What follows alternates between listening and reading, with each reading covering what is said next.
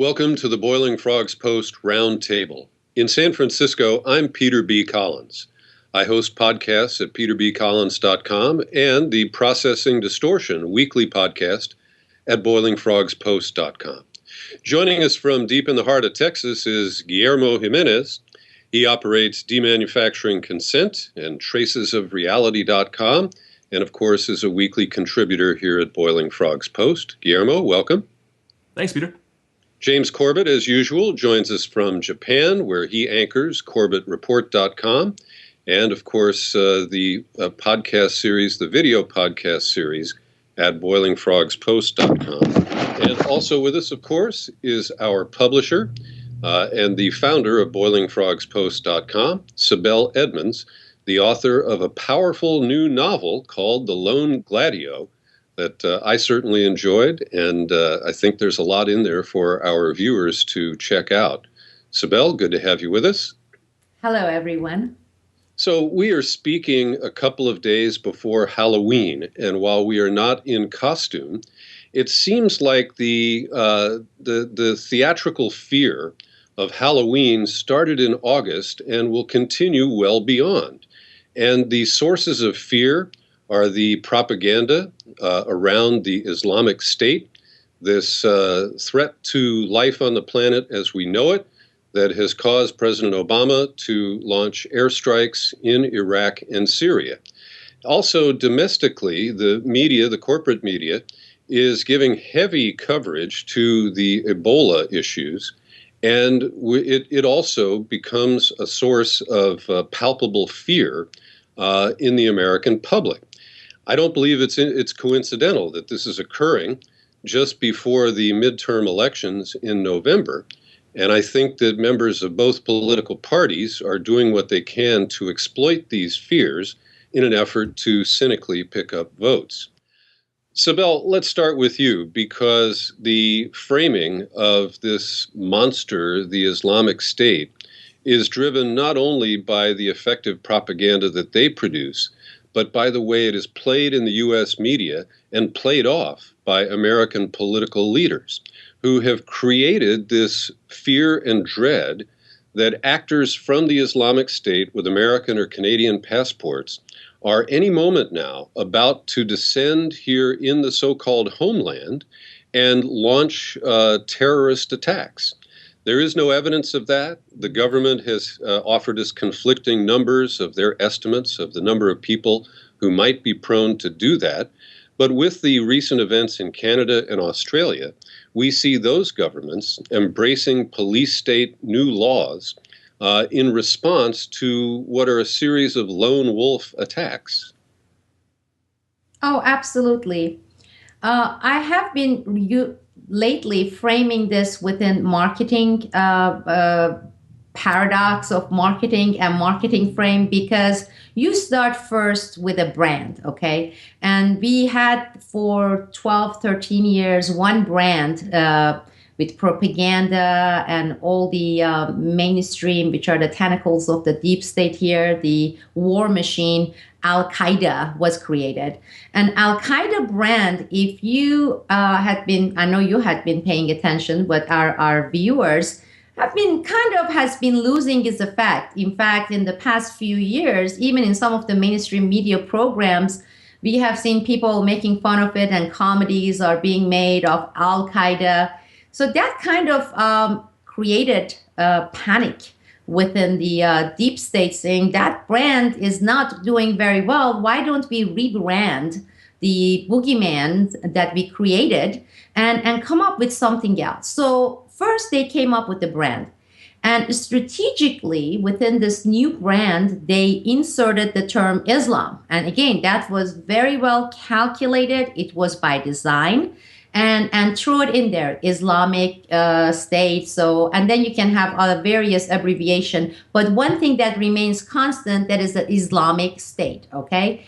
And then within just a few months, they have been able to blow up this Islamic State, so-called Islamic State, new boogeyman that they created, financing it, training them. We have covered it through Boiling Frogs Post and Corbett Report in terms of what happened in Turkey 3 years ago.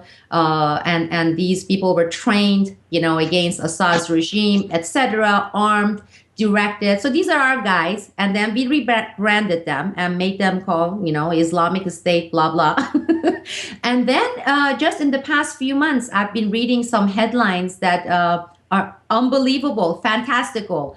In fact, 3 days ago, I just couldn't help myself and I kept tweeting about it. The headline said, based on government calculation, currently this IS business, this cell, is the wealthiest terror organization, the wealthiest terror cell in the world, That's exactly like some startup business that you want to take public, have stocks created for it. You put together, you come up with the logo, you have a brand name, and you kind of market the brand so people keep hearing it. And then you start making this business, so fantastical, So that's what usually companies do before they go public.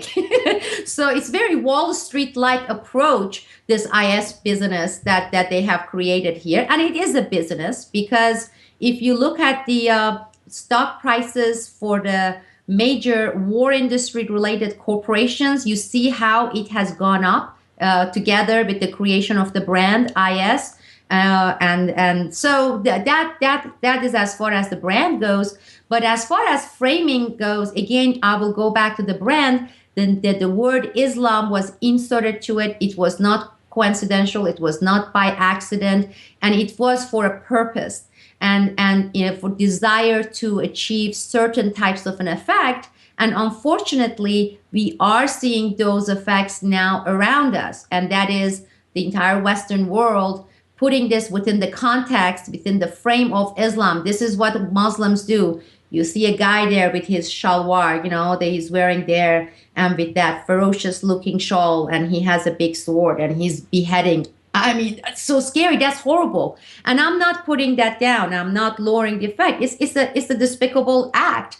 But what they're doing is they're taking this 1, 2, 10, or 15 incidents, casualties, and they are turning it currently to something that is bigger than even what Al-Qaeda was.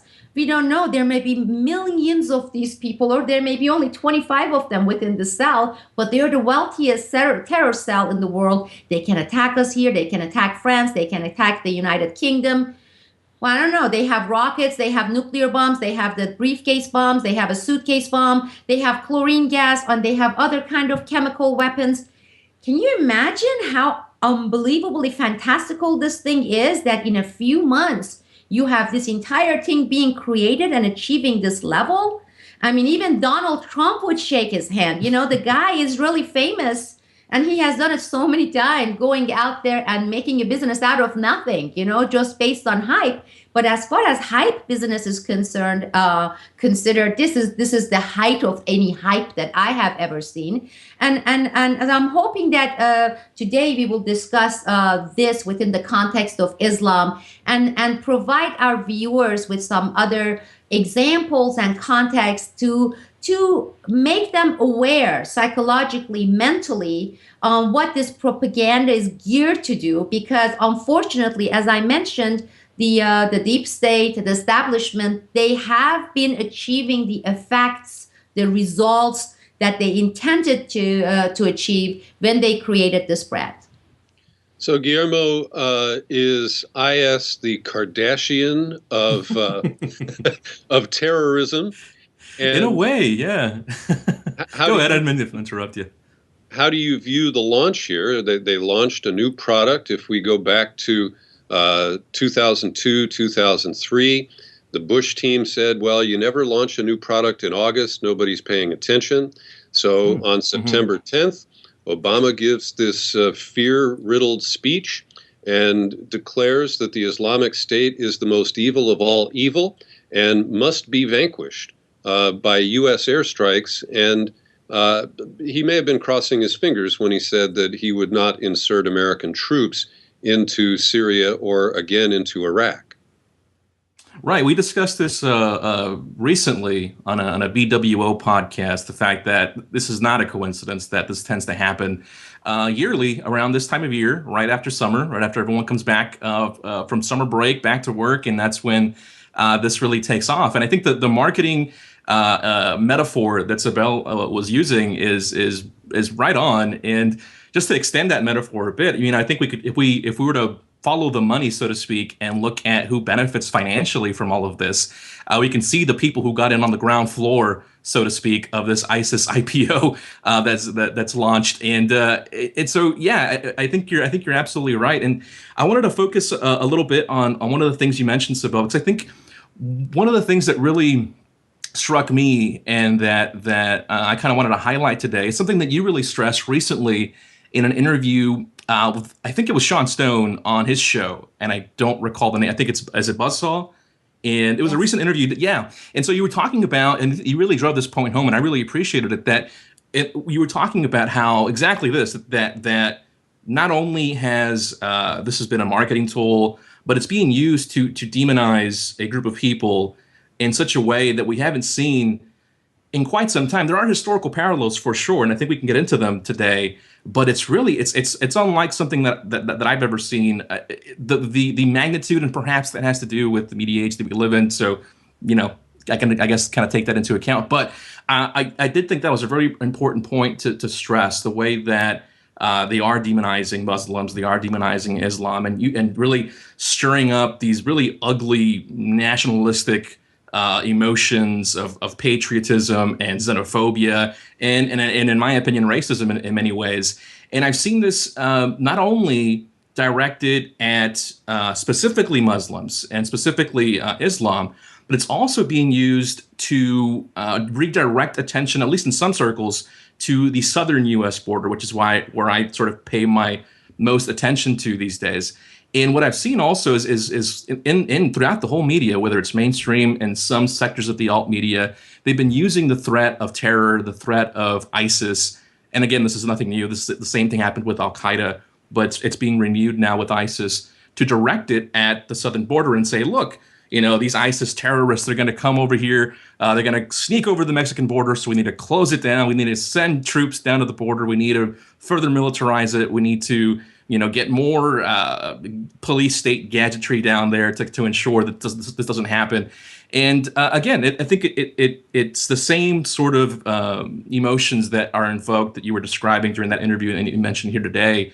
Those same, xenophobic, racist, the same sort of ideas here, and it's being used in sort of a twofold front, where it's kind of a 2-for-1 sort of special that they're running here, where they can at the same time demonize Islam, get that war on terror going, and at the same time also redirect attention to say, oh, by the way, we also need to further militarize the southern border and the communities that live in that area. And so again, I've seen this throughout the media in various different outlets. So I wanted to just kind of throw in that angle throw that into the mix and see what you all think about that. But no, I would agree so far with everything that we've said so far. James, give us the benefit of your perspective from outside the United States, because I would make the point that in 2003, when Bush launched an obvious fool's errand with the invasion of Iraq, there were some 10 million people worldwide who took to the streets to express their protest.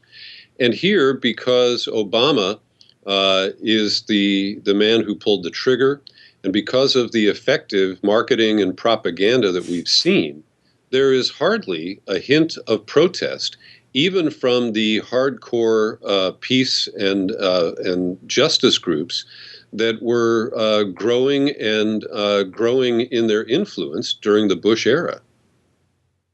Well, that's correct. And of course, we did see signs of that last year with the Hands Off Syria campaign, but obviously that's gone by the wayside because of this successful marketing campaign. And I can give you the perspective specifically from here in Japan, which would be just about one of the last places on Earth where you would think this type of marketing would be effective. And yet, we've had just a few weeks ago, there was a plot busted of Japanese men who were planning to fight for ISIS, police say, is the headline that the New York Times ran with. And this is about a bust of some, I guess, a university student and some man who was trying to radicalize him at a bookstore in Tokyo or something of that sort.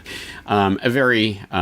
not a very threatening story if you actually start to dig into it, but the terror brand is being sold here equally as it is elsewhere in the West. So it is quite effective in that regard, because again, just about any place in the world can be afflicted by this marketing if they just frame it in the right way. Oh, you're in trouble too. You better help in this worldwide quest against Islamic terrorism. And so I want to pick up on just two of the points that Sibel raised in that opening statement that I think are extremely important. The first one being just the observation of the incredible rise, the ascension of this terror group that now, as she says, has nuclear materials in their possession, $429 million that they plundered from the Mosul Central Bank, and on and on and on. Just all of the incredible facilities that they supposedly have now at their disposal, which you would have to say this is the primary example of the dog that didn't bark, Silver Blaze's Sherlock Holmes. You know, I mean, if we were to take the CIA and these types of groups seriously, the fact that they have not been able to foresee or prevent the rise of this spectacularly powerful and effective terror group in the space of a few months alone shows that they are absolutely unworthy of the titles and the money that's given to them. Of course, we all know that that's because they're really working towards the creation of these terror groups. But anyway, that's just one thing to note on this. The other part of this is the idea that specifically it is Islam that is being brought into this. And I would say that although there are identifiable elements within Islam that of course can interpret those teachings in violent ways and do so, that is of course not inherently intrinsic to Islam in particular. And we can see that in pretty much every major religion. We can see examples of that. And for the Christians in the crowd who roll their eyes whenever the Westboro Baptist Church is brought up as some sort of exemplar of what Christian morality is about, well, people will say, well, that's ridiculous because, 99.999% of Christians think that those people are insane. Well, again, it's the exact same thing in Islam, but we don't say that any time that a Christian commits an act of a criminal act that it's some sort of Christian terrorist. In the same way that generally speaking, the media will never look at Jewish racism against Arabs in Israel and say, oh, those Jews, they're always just racist and they're inciting terror in Palestine. You'll never see coverage, for example, of the Buddhist monks that are now joining flash mobs against Muslims that leave dozens of Muslims dead in Sri Lanka, in Burma. I mean, it happens in every major religion. There are elements within there that will commit acts of violence, and it's never framed as in this is the religion causing people to do this. It's always framed as, it's only framed in that sense when it's politically convenient to do so. So I think it is important to look at the way that Islamic terror has been framed as Islamic in nature and why that is. And I guess that's really the question. What is the purpose of this? And I think this has to probably do with Gladio B and the way that we've been set up for the last couple of decades to be conditioned for this Islamic terrorism that has been inculcated in certain geostrategic areas. But I'll leave that to Sibel and everyone else to comment on. Well, James, and I would build on your remarks that we're seeing this very selective outrage that's exercised particularly by the mainstream media in this country. And I'll just cite a couple of examples that on the last Sunday of October, the New York Times ran a lengthy front page story, which did advance much more detail about what happened to James Foley after he was captured and then held prisoner. He was waterboarded and subjected to other forms of torture, remarkably similar to the torture regimes that the U.S. Refers to euphemistically as enhanced interrogation techniques. Furthermore, we have sent, but not so far that I'm aware of, used depleted uranium munitions in this new perpetual war. The damage from DU in Iraq is really just starting to surface in birth defects and far more cancers that are showing up in the general population. And the U.S., John Kerry was thundering last week that there are reports that the Islamic State used chlorine gas in a weapon form in the battle for Kobani. And I regard depleted uranium as a chemical or biological weapon that is certainly, much more toxic long term than the chemical weapons that have been blamed on the Islamic State.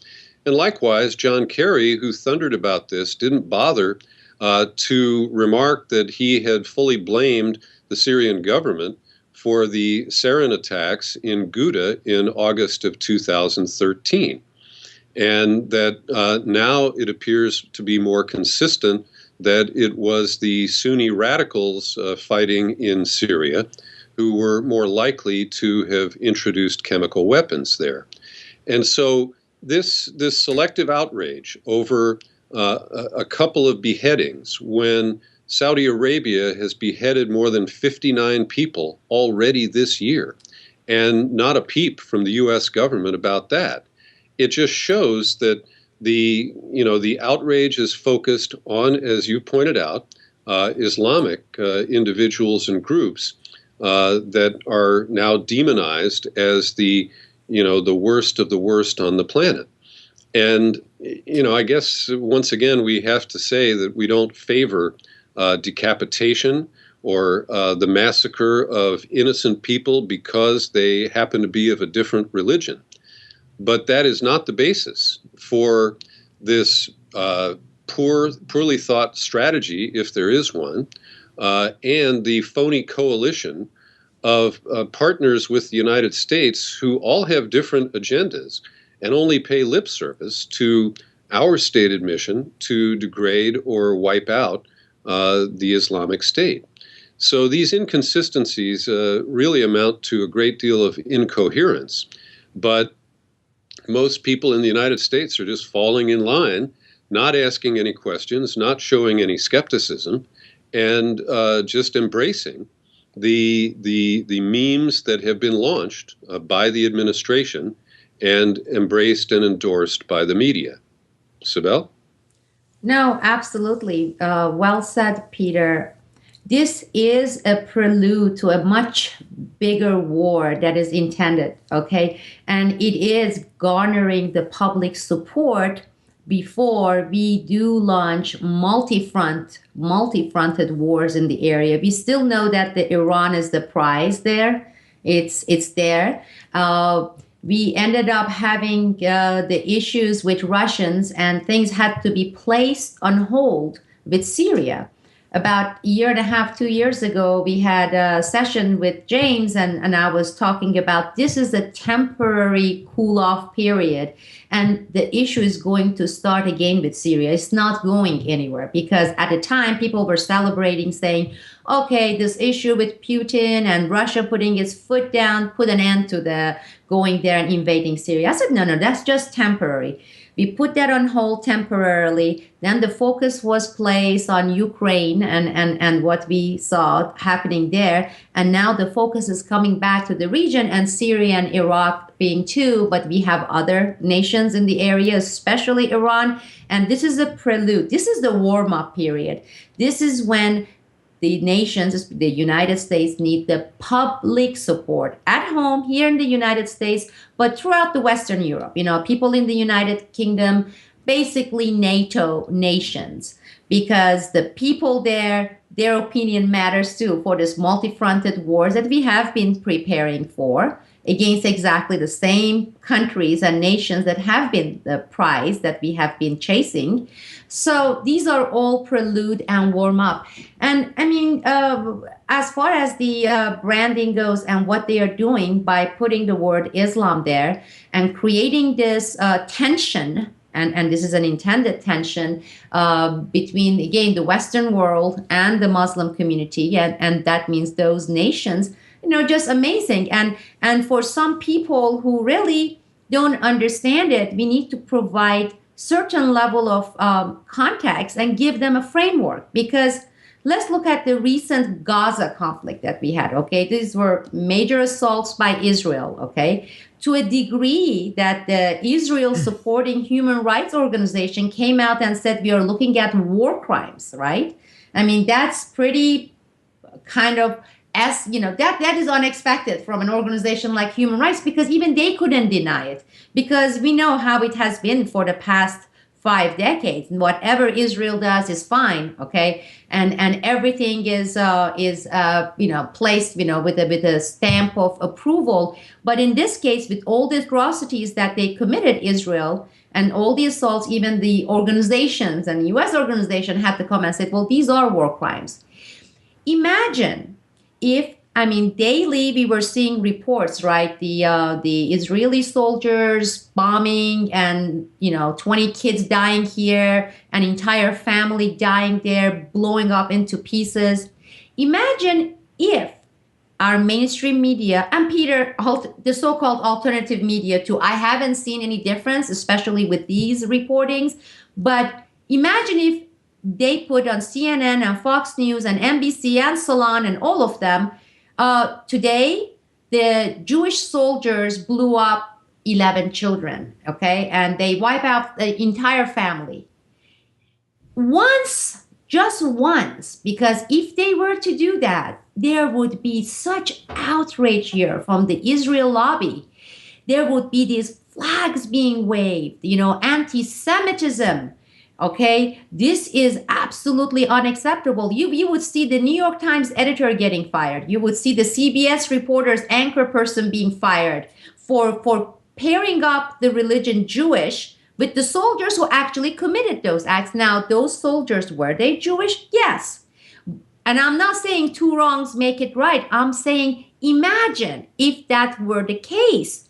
When during the Gaza conflict for 4 months, every time they paired up Israel's assaults, okay, and their war crimes, and I'm saying it because even the United Nations and Human Rights, they are saying it was to a level of war crimes, okay? They reported it as acts committed by Jews. Imagine that. Okay, it would have been wrong, and they would have just objected to it. But if you looked at it factually, because people say, hey, look, it is true. These people are Muslims, and they are beheading, and they are doing that. Well, these soldiers committing these war crimes were and are Jewish. What does it have to do with anything, okay? And as you mentioned, if we start, Peter, you just mentioned about as nation, let's look at it. In the past century, which country has used chemical weapons and nuclear weapons in wars, okay?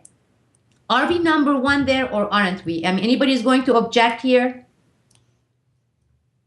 We have had Hiroshima, okay? We have had Nagasaki, and we have had Agent Orange in Vietnam and in Cambodia, okay? We had the first Gulf War you just mentioned, and that's very, very important point, Peter. In Iraq, again, we are the number one nation, I would say the only nation that has been using weapons of mass destruction, chemical, nuclears, okay, for the past half a century. Nobody else has our record, okay? Now, to say that every time if we have these reports, if we just insert there and saying the Christian soldiers of the United States of America, okay, they killed 1.5 million people in Vietnam.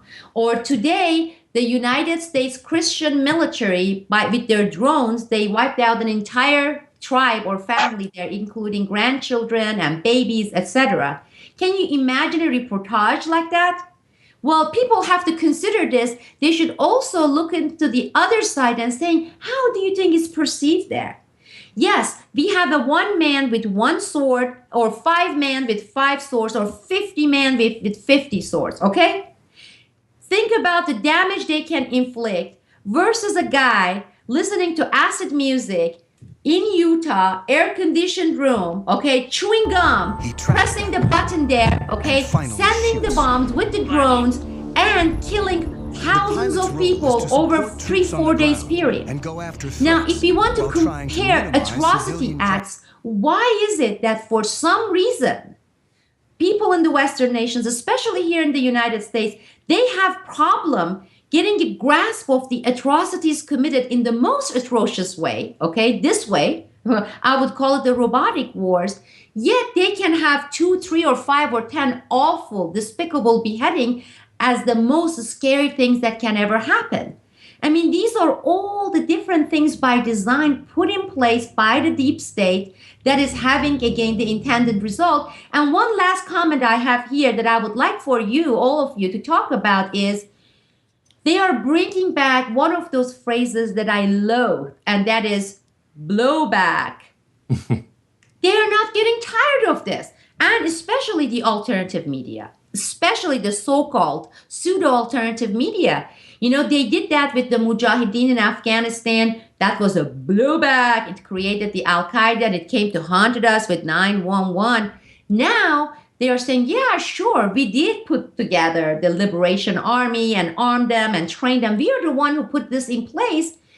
And then it came back and blowback. I mean, blowback, you can only define what's happening today as a blowback if you are facing unintended consequences, okay? In this case, the United States, the deep states, are getting the intended consequences. Therefore, this in no way can be categorized as blowback, because this is by design. And what we are seeing is what was intended in the first place, is paving the way for more wars, the perpetual wars, for the war industry, for the oil industry, for the financial institutions, the financial industry. Therefore, this is intended. So to go back here, you know, people like jerks, like Schurz and all these people, oh yeah, you see that, when are they going to learn? When is our government going to learn? See, we have another blowback. They were trying to help these people with their liberation against Assad's atrocious regime.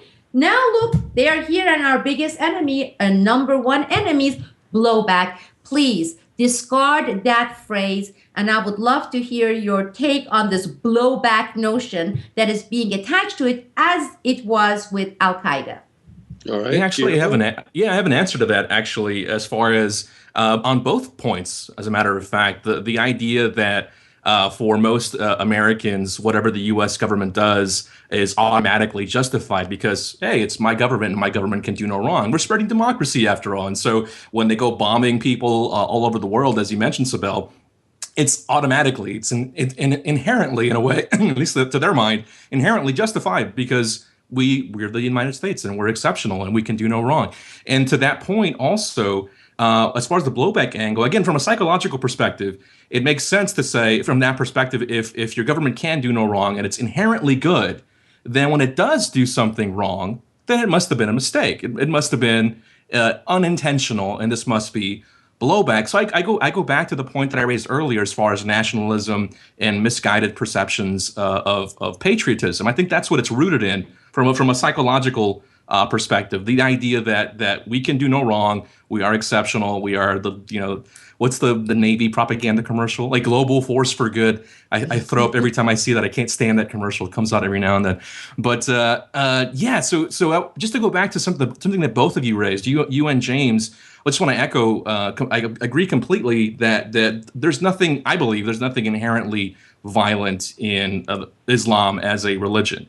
And if you're going to make that argument that there's something inherently violent about the religion, then you'd have to say that Christianity is also inherently violent. If you're going to make that argument, I wouldn't do that, but you'd have to put them on the same plane, I would think. And that's a sort of argument that from the Bill Maher's of the world. He says stuff like this, although he does spend a disproportionate amount of time talking about Muslims because I suppose they're an easy target for an American audience these days, and so that sort of accounts for that.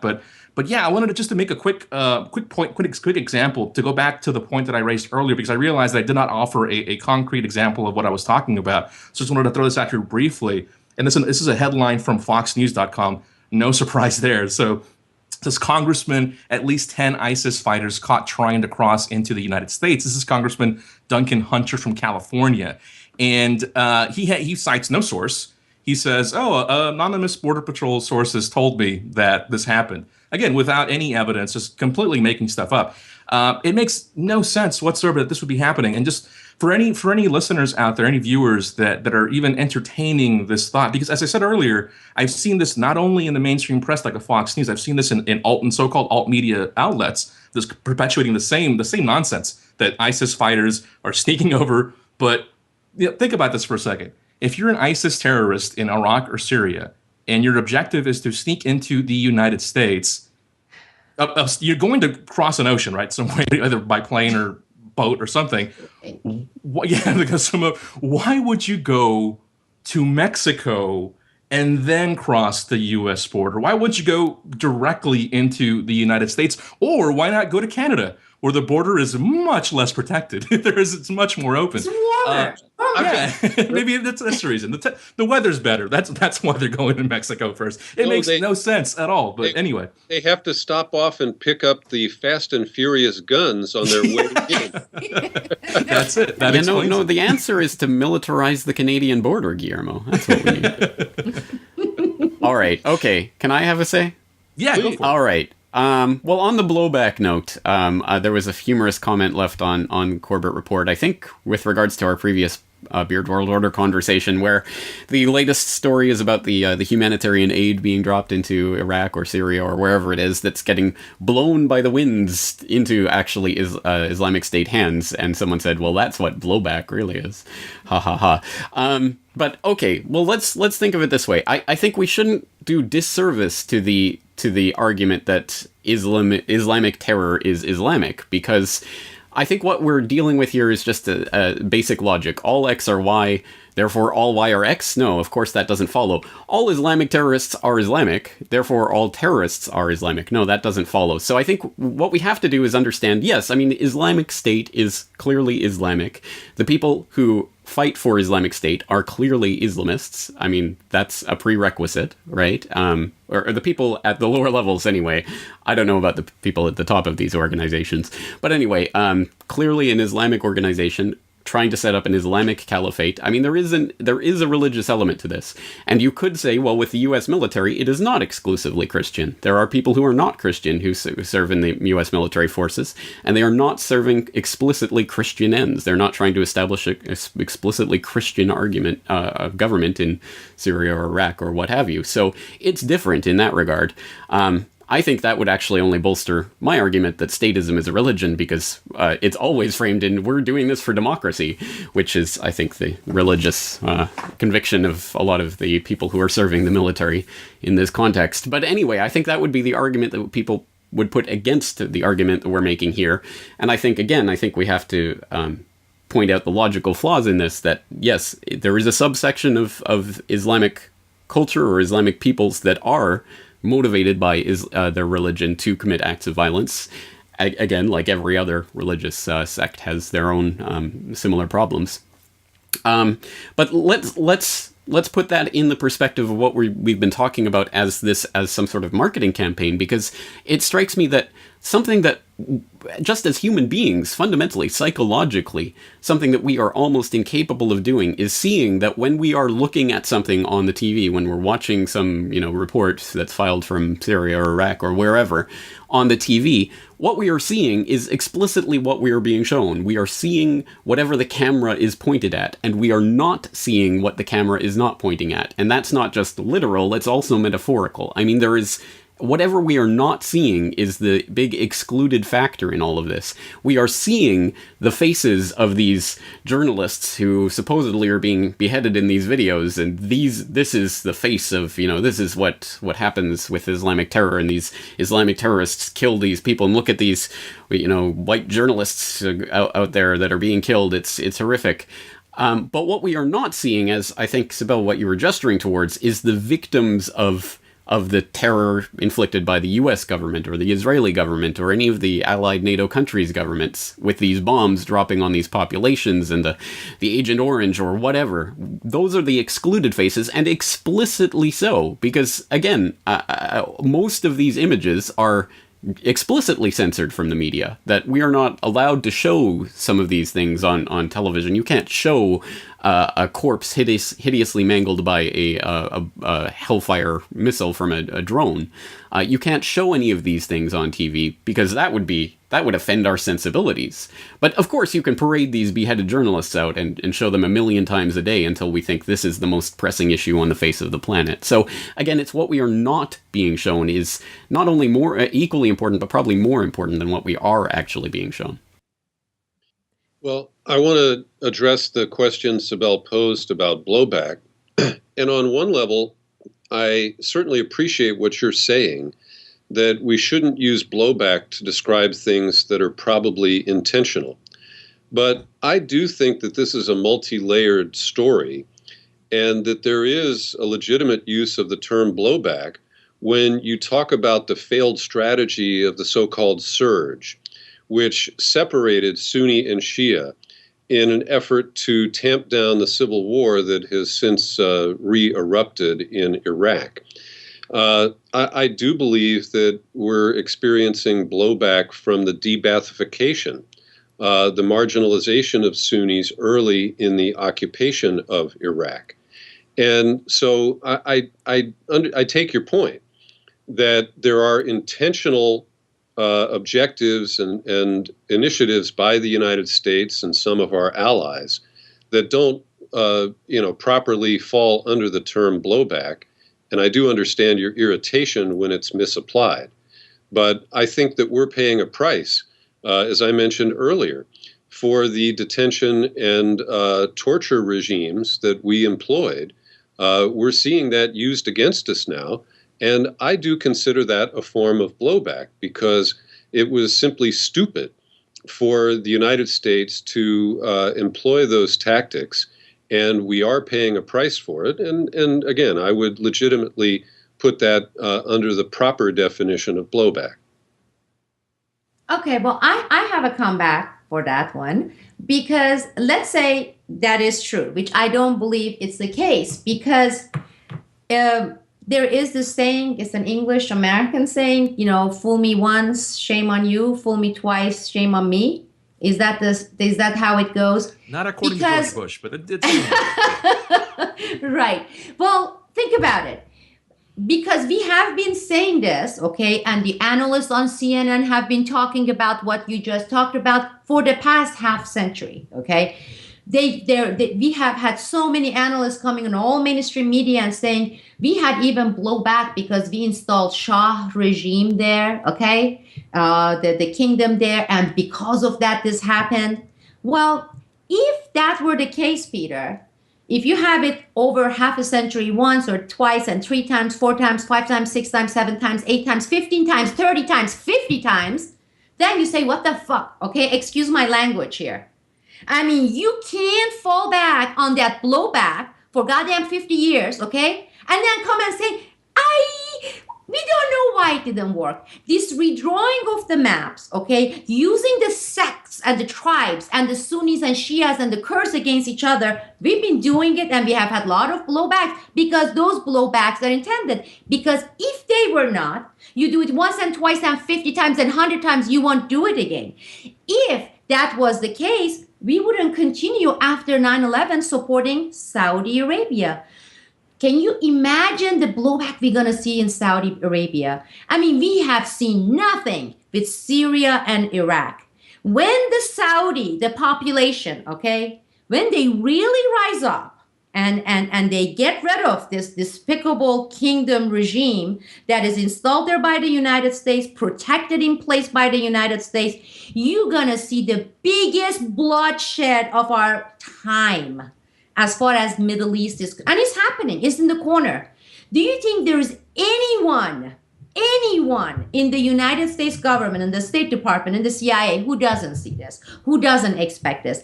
If that was blowback, at least after 9/11 would have said, we're not going to do this because how many times are you going to suffer blowback of the exact same thing? That leaves a second option, and that means all these people are totally crazy, okay? That's why they keep doing the same thing, okay? Which I don't think it holds true. Or the only other alternative is it is intentional. It is intended. The vision here of Iraq with Sunnis and Shias and the Kurds, right now, that's exactly what the United States is doing. And I had the same conversation with one person, he's a Kurdish person in that region. And he was saying, something, actually, we really appreciate what the United States is doing. Finally, they're helping us. And with all the stuff they're going to give us, we have some other objectives, because these guns that we are getting, they have other enemies as well. Okay. The Kurds. So there are Kurds in Iran. There are Kurds in, parts of, the southern part of Turkey. So we have plans and we love it. And I told this man, this very nice, informed in many levels, but emotional Kurdish person, I said, how many times do you have to be used? Because they always use the Kurds whenever it's convenient for a very short period of time, right? The United States, the NATO, okay? They do that. And then when the job is finished, they turn their backs. And let's say if it's Turkey who's going to go and massacre them in tens of thousands, they won't even lift a finger. So it's temporary, and these same people are going to come after you, or when others come after you, they're going to make sure the others have the green light. So no, I absolutely believe that none of these are blowbacks that are not intended. And if it is intended, if these are intended, which they are, it is not a blowback. Blowback has to be unintended. By nature, there is no other kind of blowback. Then maybe we can find a different terminology. And I want to give a very quick Persian Iranian belief. It's like an idiom mixture with folk tale. They have this saying. They say, don't ever leave the roofer alone in the roof for the repair. Okay. And here where the folk tale comes from, they have flat roofs in Iran, okay? They are not, the slanted roofs. And with the bricks, and it's one of the businesses that, especially historically, been there, is the roofers. They go because some of these bricks come loose, it causes leakage, and they repair it. So the folk tales goes that when the roofer, in this particular city or village goes there, because he's called to repair a couple of things, on his way out, if he's not watched by the house owner, he's going to go and loosen up several other of these brick pieces so that 2 weeks later he's called again. This is how the roofer maintains his business, okay? And especially if you're looking at smaller areas, okay? So if everything is fixed so well, he may go for a year and a half not having anything repaired. So he actually induces problems so that he would be called. And they are very good at it, supposedly. Tactically, they are doing it. So it will come loose in 2 weeks, they will be called. This is exactly what we have when we have the real deep state that is made of the military-industrial complex and the oil and the financial institution. Look, their existence, their expansion, okay, besides existence and survival and expansion, all of these, okay, depend on the war industry. They want wars, expansion, colonialism. This is the colonialism. There is nothing different. When we have bases in Afghanistan, that's modern colonialism. Nobody would disagree with that. So we have to induce war. We have to have these beheadings. If it doesn't happen, we have to artificially induce it. Because once we do that, look at their stock prices, okay? Look at the expenditure on the military-industrial complex. The more wars we have, the more conflicts we have all over the world. And in most cases, we sell to both sides, okay? When you look at both sides, whether they're getting these guns and whatever from the black market or if they are given as subsidiaries, by the United States, who wins? Who wins in these scenarios, in these wars, okay? Is it a blowback for those people? This is intended. This is exactly what they want. And guess what else they want? Police state also increases that expenditure. So when we have those terror attacks, okay, like Boston bombing and that was induced, that was completely staged, that was false flag, okay, it was. I believe 100% that it was. When you have the metro bombing in UK, guess who's selling? You're going to put more x-ray machines in the airports, and you're going to have more of these checkpoints. You're going to have more border control. You have to fatten up, expand this all institutions, okay? Create jobs that otherwise are not being created in a country that is bankrupt, okay?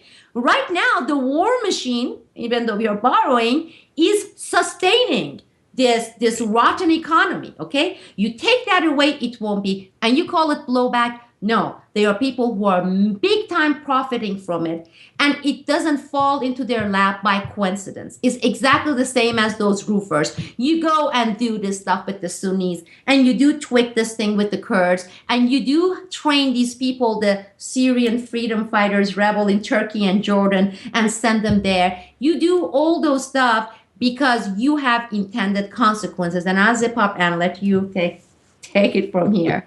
I wanted to add just quickly that I think what you were describing is that the problem reaction solution strategy, which I think our listeners are probably in tune with. But one thing that I wanted to mention, though, I think you were absolutely right. One point that you made that I really wanted to highlight was that these strategies are not, at this point, they're not creating the police state. They are maintaining the police state, in large part, as you just mentioned, because it did create thousands of jobs, and those people want to keep their jobs, and they want to keep those federal dollars flowing into the DEA, the FBI, the DHS, and especially the border area. Jesus, the border would have no economy whatsoever if it were not for the Department of Homeland Security and the growing surveillance and police state. And so that's completely right on. I wanted to just offer on the blowback point perhaps a little bit of a middle ground, because if I understood Peter correctly, I think what you were saying was that there is such a thing as unintended consequences, right? When on a small scale, because after all, we're talking about human action, and you can't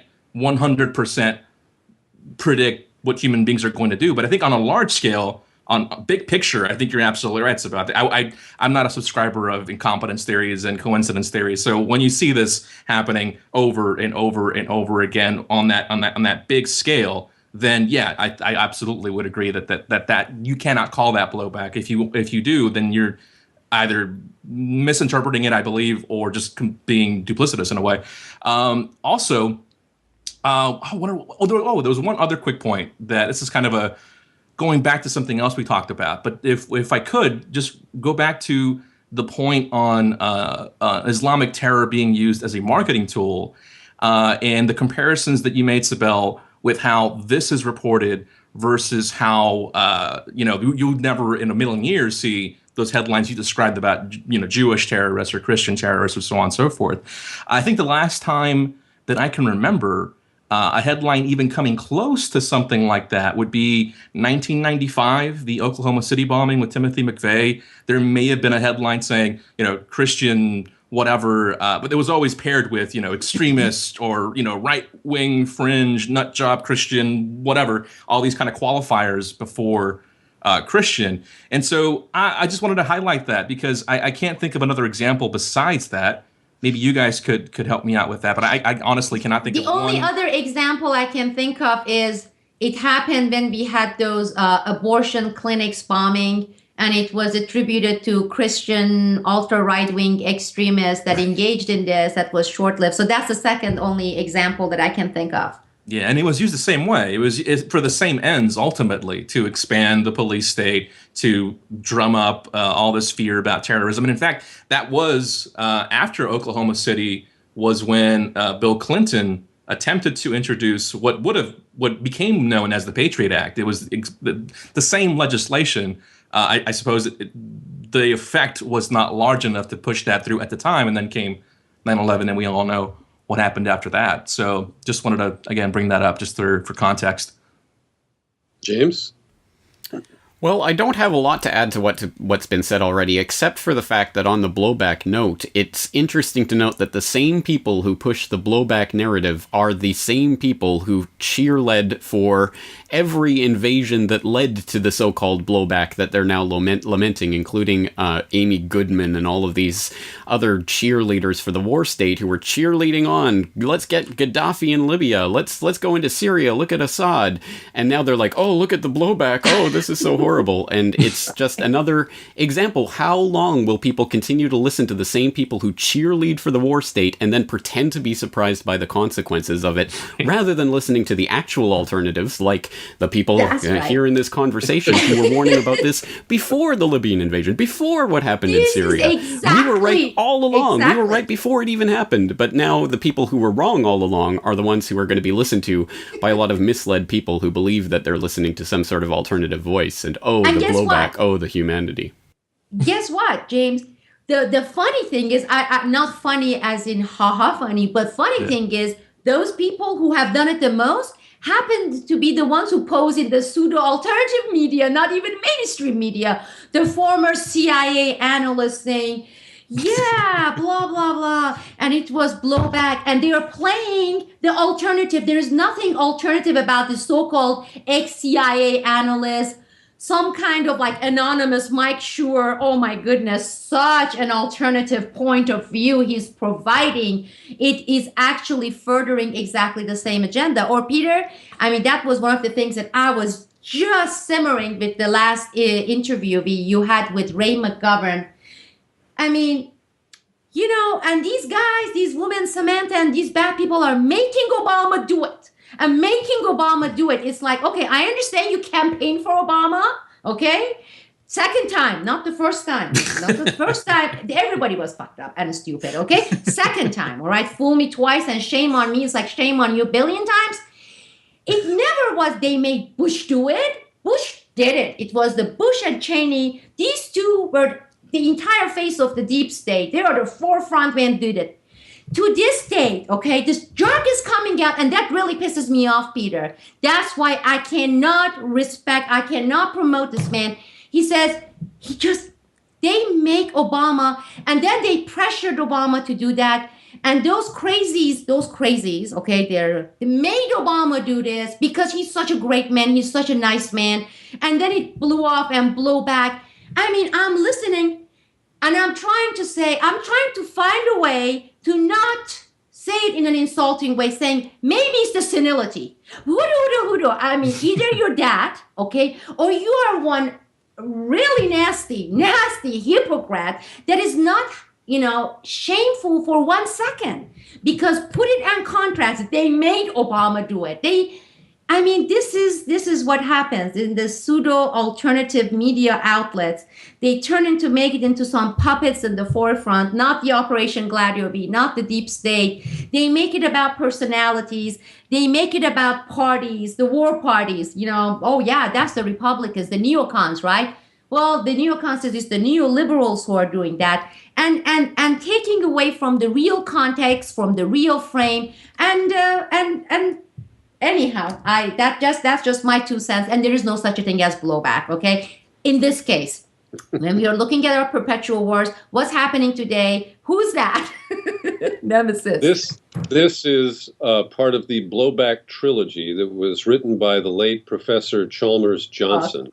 Yes. And I interviewed him many times, and I have respect for him. And his definition of the term blowback is a little more narrow than the way you're using it. And it is the unexpected or unintended result of covert operations.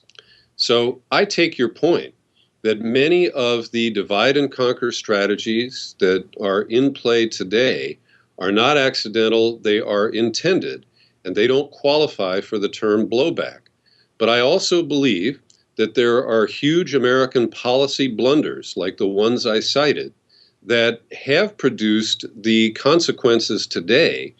And the comparison I would use is the movie Hunger Games and the books that have been written. And the image of the Hunger Games is this virtual reality zone that is controlled from master control. And they can change the arid desert to a flooding river just by flipping a switch. And I don't believe that while I believe the U.S. aspires to the level of control that is depicted in the fictional Hunger Games, I don't think we have achieved it. And so that's where I parse things a little bit differently. But I don't dispute your basic notion, Sibel, that much of what is occurring and much of what the U.S. will say, oh, shucks, we blew it. Oh, we didn't expect that to happen. Oh, somebody miscalculated. A lot of that is bullshit that is intended to obscure intentional programs and operations that are in motion, even as we speak. So I don't have a deep disagreement with you, except I do believe that there are some instances of blowback from policy blunders, some of which were covert, that fit the original definition coined by Professor Johnson. No, and I get your points, and I agree with you. And I'm not applying this to everything. I'm applying this narrowly to everything that is related, almost everything in Middle East, in terror, Al-Qaeda, and everything. The only honest policy paper that I have ever seen, okay, period, the most honest one, is PNAC. What was written for Project New American Century. I mean, if they did all of it like this, so overt and so open and clear, because there, it had nothing to do with beating around the bushes. They were very clear. They said, our goal is this, imperialism, okay? Soviet Union is gone. We have to be the world power, okay? Just I'm summing it up, simplifying it. And to achieve it, we got to have something huge happening here, thousands of people dying, so the stupid majority will line up behind us, cheer for us, and make it possible. I love that. I mean, I love the honesty of that paper. And that is the reality. And the interesting thing is, you never hear people talking about that, PNAC, okay? And that way in CNN or on NPR or on Salon, they like to get those things, mumbo jumbos. You go pages and pages of some policy nobody understands. These people, and these were the real, like, powerful policymakers in the policy arena, they made it very clear. I love it. You put it like that and everybody understands, but the mainstream media doesn't have an appetite for that, okay? You read that, it's very clear, okay? This is our policy. This is our modus operandi. We want to be the world power. Who is we? Is that you or me or Yermo? Or is it that, the teacher who's working in high school? Is it 97% of Americans? No. By we, they mean the deep state. They mean the fat cats. They mean the military-industrial complex. We want to be the superpower, okay? Colonize the world. Take the most, okay? Not leave anything for China, Russia. We want to get everything. In order for it to happen, we have to sacrifice 3,000, 5,000, 10,000, whatever here, and we'll do it. Because the end justifies the means. For who? For those 0.5% or 0.1%. Very clear, very to the point, very honest. I wish they made all policies like that and they talked about it like that. Then we wouldn't even have anybody coming on these issues and make up things about, well, as a former CIA analyst, I must say that we really messed that one up and it blew up in our face and we had a blowback, man. We did it in Afghanistan, da-da-da-da-da. Just like PNAC, put it out there and there is no room there for second guessing and saying maybe it didn't, they didn't mean that it happened as a result. It's out there for everyone to see. And that is the main premise behind all our foreign policies. All our foreign policies are based on that notion. It's a power game, okay? And again, it's not power for the people of any of these nations. It's a power game, and it's the power for the deep state saying how we want to maintain our power, how we want to stay big and get bigger. Has nothing to do with the people, has nothing to do with you and I, has nothing to do with 99% of the Americans. And the lives of 99% of Americans doesn't mean a hoot for those people. If they feel the need that they need to do something that would kill not 3,000, 500,000 Americans, they would do it in a second. They would do it in a second.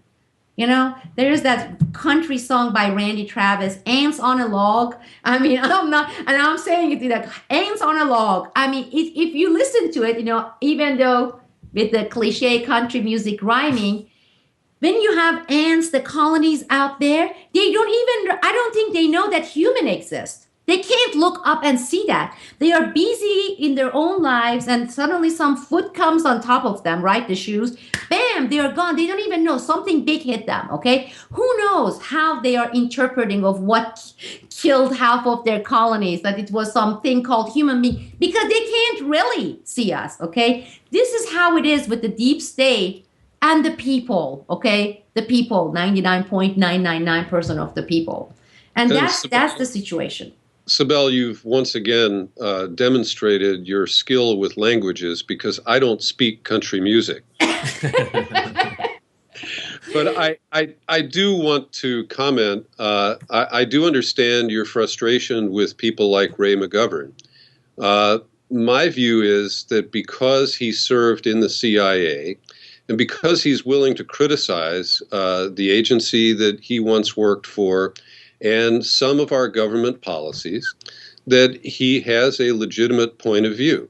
And I do think that he has added some elements. And I also think that in the recent interview, the focus there was on the victory that he won over the State Department when they brutally ejected him from a speech that Hillary Clinton was giving about human rights.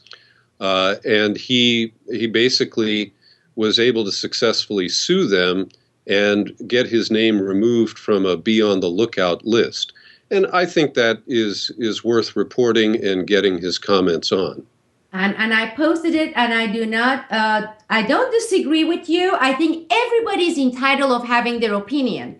Now, on the other hand, to say it legitimate or not, that is up to interpretation. I do not find many of his opinions legitimate, but that's me. And it's a subjective thing based on what I see and how I see it. So I would say absolutely he's entitled of his opinion. And one of the things that I have tried to do with Boiling Frogs Post, even the things that I disagree, it makes me gag, not the government gag. I really want to puke because that's the reaction it gets out of me. I publish it. You know why? Because there are people, Peter, who agree with that, or they like that, or they think that is that is sound, and they find it legitimate, and that's perfectly fine. And I want to provide that forum where we have all those. But personally, yes, he absolutely is entitled to his opinion. I don't think there's anything legitimate about Ray McGovern's opinion. I don't think he's respect worthy. I would not disrespect him, but I would never give him respect,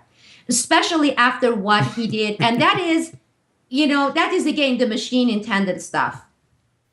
Go ahead, James. Oh, okay, thank you. There's an extremely important point here that I think we should make the focus of our next conversation, because it'll be extremely interesting to bring it up with you specifically, Sibel, which is my take on this. I am more and more increasingly of the opinion that anyone who was stupid enough to sign up for it, admittedly disgusting, horrific, atrocious organization like the CIA in the first place was either stupid at the time or is lying now about not being working for that organization. But here we are talking to someone who signed up for the FBI, which was a disgusting, corrupt institution since the very founding. That's absolutely true. So, I have done it in Classified Woman. I said doing that just proves so much stupidity and being naive is absolutely true. Because look, I tell you when you go and they give you this paper and you're signing at least 40 papers and the laws themselves are not cited, okay? There are some, numbers. You are signing that based on 509732, you're not gonna write a fiction without us, non-fiction without us. I signed those papers. The eye-opener, the waking up, I absolutely agree. I mean, I consider myself completely ignorant, completely naive, uninformed, stupid for actually signing. I was offered jobs with the CIA several times during my university years. I would have never even looked at the organization. FBI and CIA, very different, okay? Police state, FBI, I'm not saying I highly regard FBI at all, but you're looking at two different breeds of, and even within the CIA, as despicable as it is, there are hierarchy of despicability. There is a degree of it. Operatives being the most despicable, disgusting, okay, serial killers. And then you have the administrative analysts and the secretaries and the bureaucrats.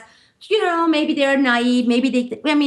So you cannot even put them in the same basket saying everybody. So there's different degrees of despicability. And I agree with that. I completely agree with that. If my daughter ever comes to me and says, Mom, I consider when she's 23, I have 2-3 languages, I would do everything in my power, which she won't, because I'm already doing it with her. But I agree. And anybody who does, and anybody who signs their First Amendment rights and work for the police state, if they do it, economic reason, whatever and still they have to be stupid to do that. And I was absolutely stupid. I would be the first to say that. But I wouldn't go and play and say, there are some really good people in the app. No, it's a very stupid thing to do. All right. Yeah, and I would add, what's worse than that? What's worse than someone like a McGovern or anyone else who may have worked for the CIA and now criticizes it? What's worse than that is the former CIA spy who willingly worked for the CIA, NSA, DIA, so on and so forth, and then says, "Hey, they're great. They do good. They do good work. We should not Who are you talking about, Guillermo? Oh, I don't know. Just anyone, not anyone in particular, but CIA, ex-CIA, NSA contractor. I can't think of any off the top of them. Oh, right, there's one. Well, lady, at least one. Yeah. I think we have a good start on our next Boiling Frogs Post roundtable.